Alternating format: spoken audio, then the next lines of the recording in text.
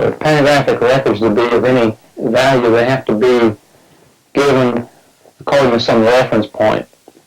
For example, like if I told you Houston was 200 miles, I wouldn't be telling you anything.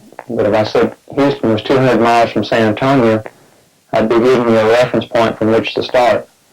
So for the pantograph, we need to mark a couple of reference points on the patient. We'll mark the posterior reference points in front of the ear and the anterior reference point in the front. And by connecting the two, we'll have a horizontal reference plane which we'll relate all the pantographic recordings to. So for the posterior reference point, we can do it one of two ways. This method I demonstrate would be called the arbitrary hinge axis because it is not a precise location of the hinge axis. What we do, the ruler has been set up to achieve the average location. The top of the external auditory meatus coincides with the corner of this ruler, and the outer campus of the eye corresponds to the top edge of the ruler here. So we line these two up. There's a small hole in the ruler which is 12 millimeters forward and 5 millimeters down. You come in here and make a mark. This will locate your arbitrary hinge axis. Now you need to do this on both sides.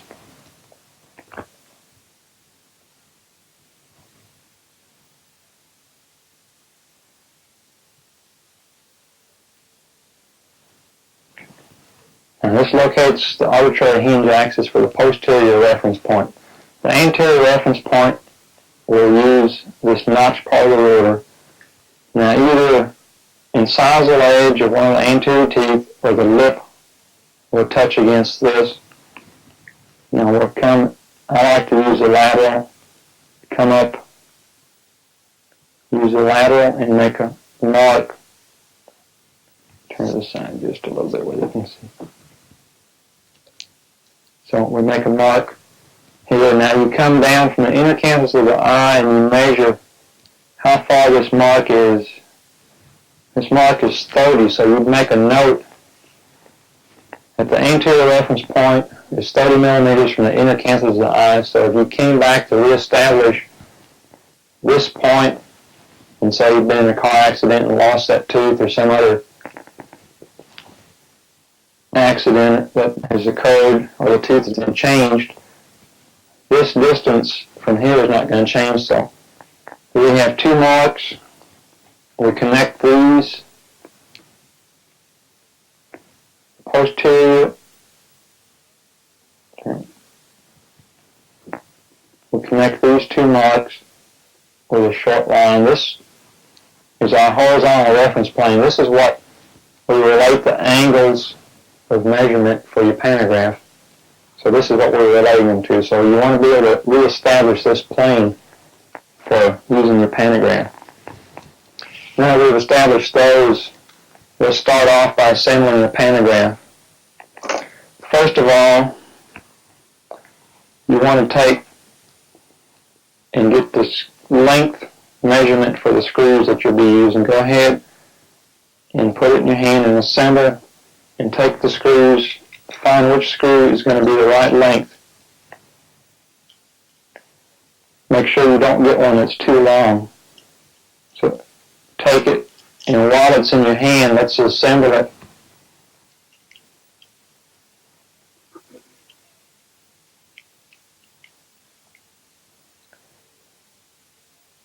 Okay, now make sure that it hasn't pried the acrylic off and that it's a firm attachment on here. If this is the case, then go ahead and take the screw out. You want to check this while it's out of the mouth while you can see and make sure that this isn't going to be knocking it off. Once you get it in the mouth, you get the lips over, it's a little bit harder to see what's going on. So we'll just leave the screw in that one and we'll take the mandibular now. And we'll do the same thing with the mandibular. We'll see if we can find a screw that fits in here. We check the length.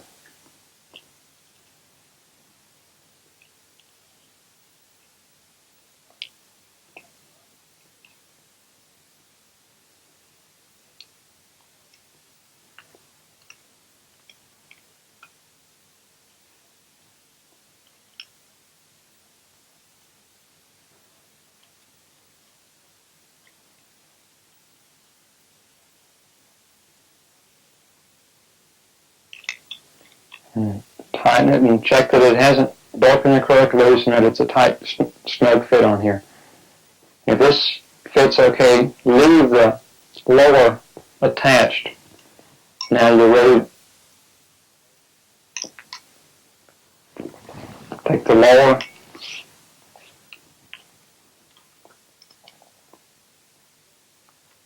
helps if you attach it the right way around too.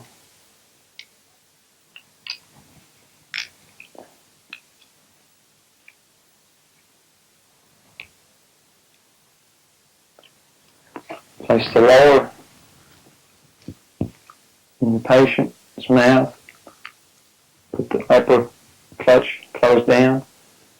Now, we'll be attaching the right and left side arms. Before we go any further, let's go ahead and attach. Okay, here's tracing pads. They're wax pads, so when you peel them off, peel the paper back. Don't bend the pad. Place them on this. Now we'll place them on the side arm.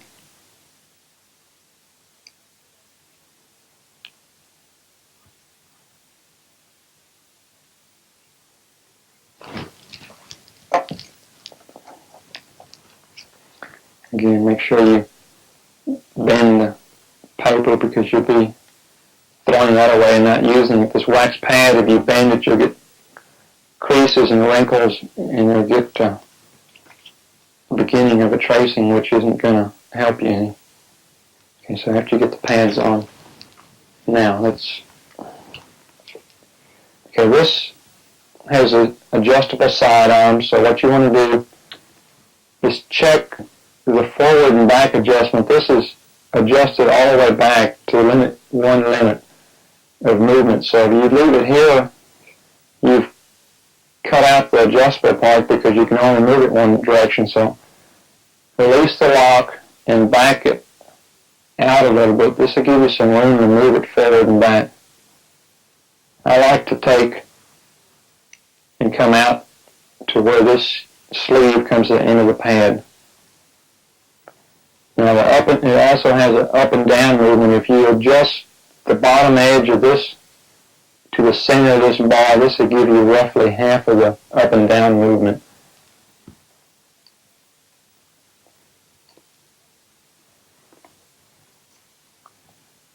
Now to assemble the side arm.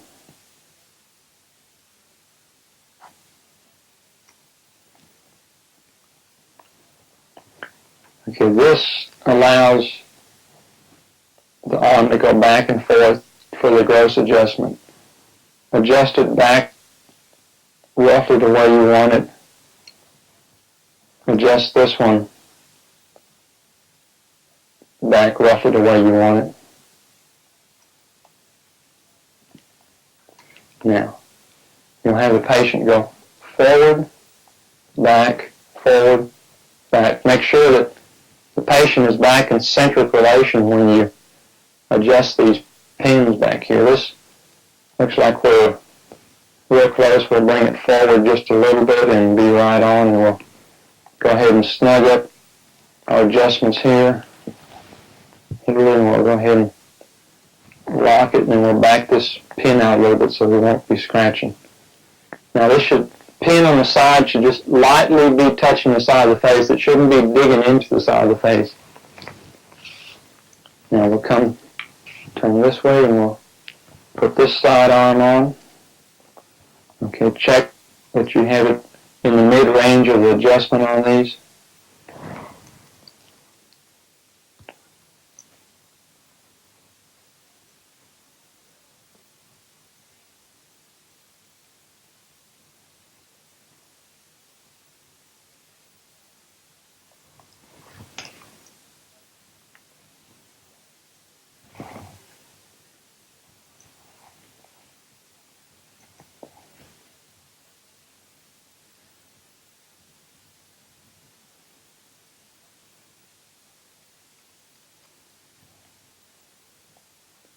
And once we with this particular pantograph, you want to get close, and then you can make the fine adjustments to get onto the posterior reference point.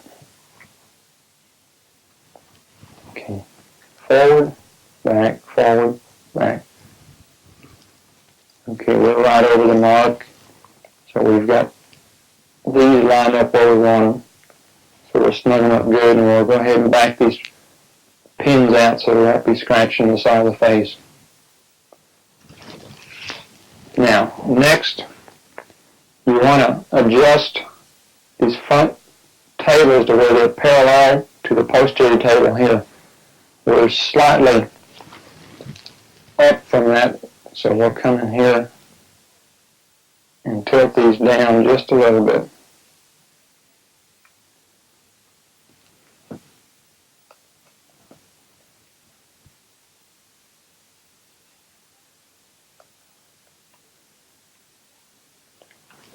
And turn the side. These tables should all be in the same plane or real close to the same plane.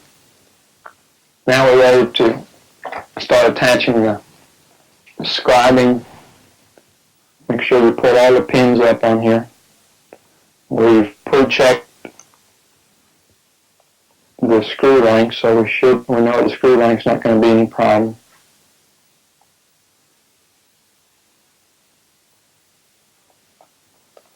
We'll snug that up. Now you want to check these scribers that the assembly is parallel to the lower and the pin's perpendicular. Also, you want to check and make sure that these lock pins are over the wax wells. This is a little bit off, so we need to move this out some.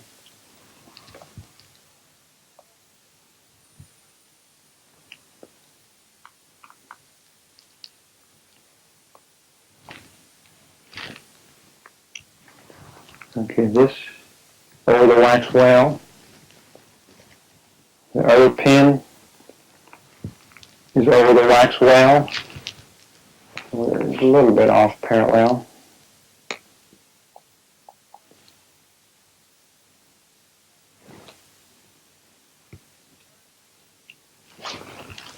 Okay, and we'll set these pins aside till later. We'll set up the side scriber arms. Turn toward me.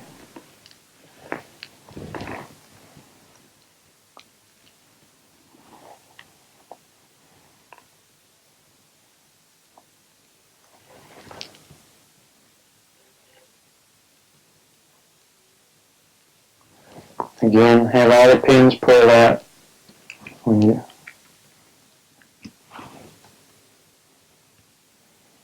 Now what you'll do is you'll adjust each pin perpendicular to the pad that it's going to trace on.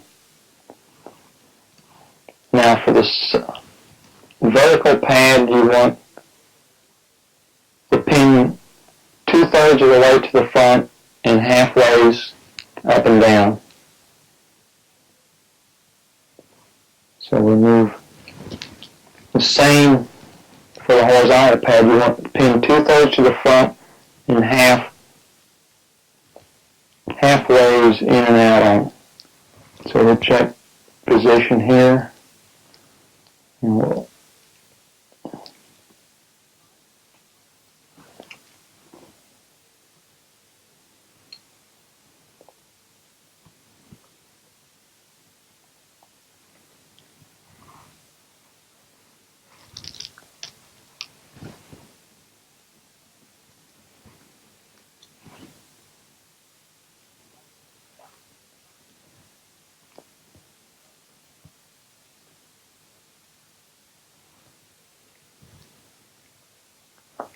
works a little better to have an extra set of hands helping you set this up than having to do it all by yourself.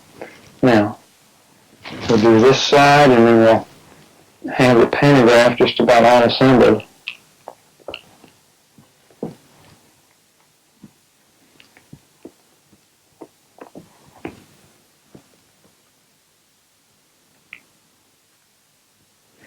We'll set this angle, get this angle set on the end, and then we can adjust the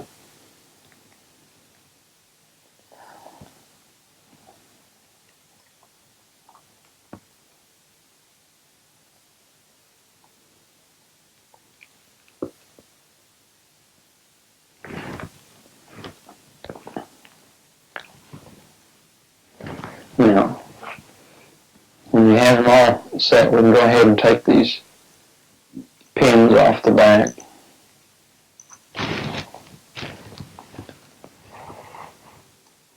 The reason you want to do this is because they interfere with the stylus tracing back sometimes. So now what we have it all assembled, we'll have the patient go forward, and then check, see that none of the pins or the pin assemblies are dragging on the pads, but none of the pins are off the pad in the back. We're going to come to the right and check and see that your pins will be over the pads, that you'll be able to get a tracing where the pins are positioned. Now back, forward, back, now to the left. Okay, we've checked all directions, so we're over the pads and all the movements, which is what we want. Now next we'll go ahead and assemble the air. Go ahead and attach to the ends. Now the air supply, with this portable air supply, it works with a CO2 cartridge. The point goes to the end. Go ahead and close it all the way. Now, when the top is screwed down, it's open, so make sure that before you engage the cartridge, you close it, which is to screw it all the way open or up, just the opposite of what it would seem like. Now you need to hit it real hard to engage it, and if it's engaged, this will be real hard. You can't press it in anymore. I have feel hold of this. Now, for doing the pantograph, you have it's like a ballpoint pen button on here. Okay, one end goes to the air supply. Make sure you press it on firmly. Now the other attaches to the pantograph.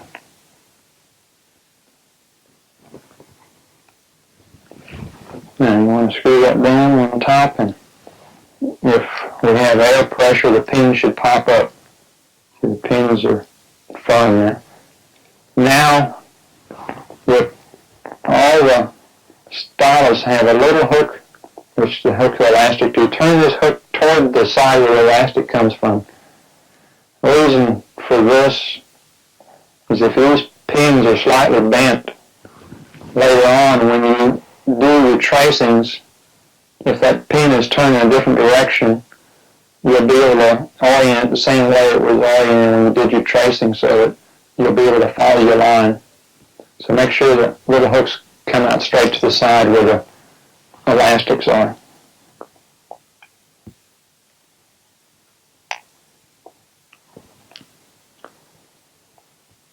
Now the pantograph is all assembled and ready to go for the tracing.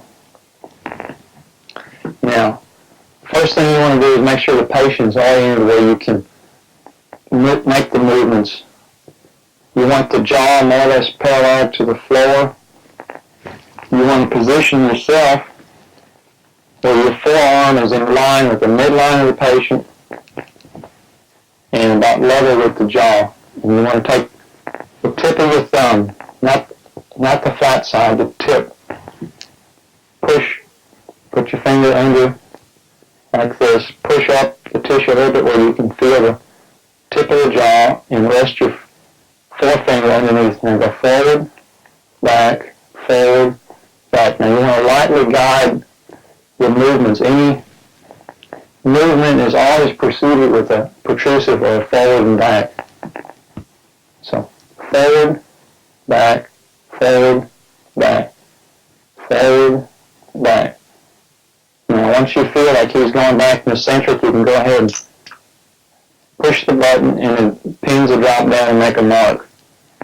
Now forward, back, forward, back. When you think he's there, you double check it, punch it again. You should have one dot on each pad now. If you have two dots, you're not getting them consistently back to centric, which is not going to be good for taking a recording because you need to start from centric each time.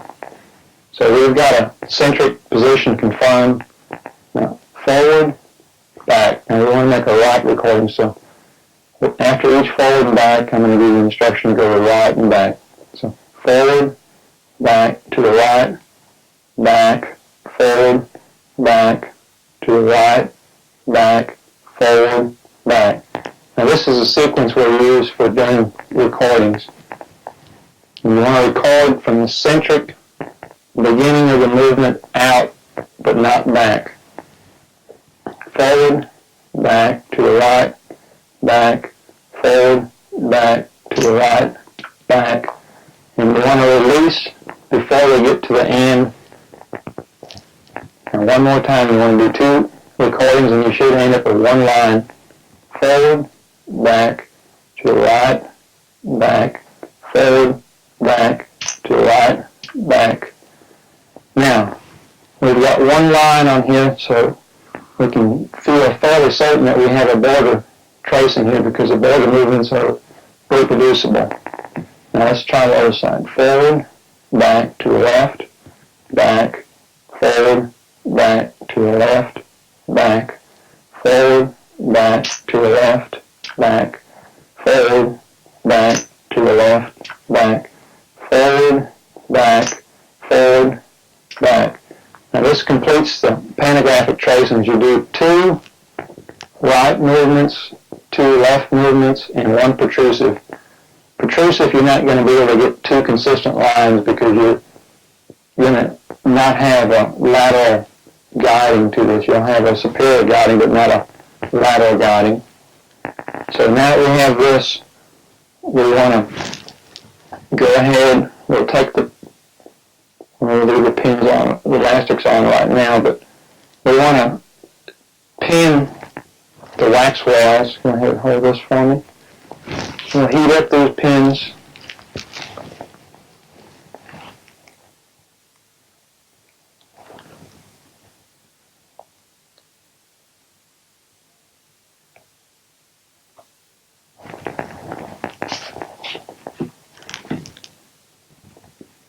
Okay, forward, back, and drop these down into the wax wells. Tighten up the black screw first, and then drop the red upper lock. Now, check and see if the pins are on centric, that you haven't lost your centric, that you haven't pinned in centric. If these correspond, then you're ready to go ahead and take your elastics off. And you can shut off the air supply.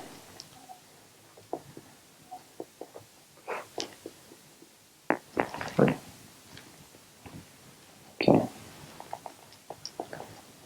Once the air supply is turned off, and take this, and you have one last thing to do now. And this is your anterior support rod needs to be placed. Now this little offset should go straight to the side. If you take the small hole in the end of the ruler again,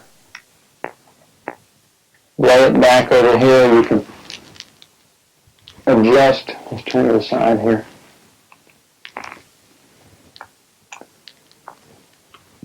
Now this ruler should be parallel to this line, the horizontal reference plane.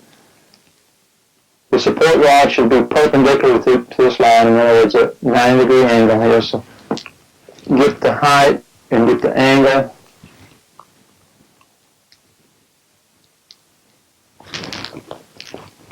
Get the height, and then you can go ahead and tighten this over here. You can go ahead double check it. A lot of times, if you can just lay it on here, and this posterior reference point would be in line. If you lay it on top here and put it here, it'll lay right across there, and you can save the use of one hand by doing this. So when this is all lined up now, weld it right in the center because you're touching at the bearing screw in these two places. So you've got a 3-point contact. So you want to touch in the center and open. And this completes the pantograph procedure. And the next step would be to mount it on the articulator.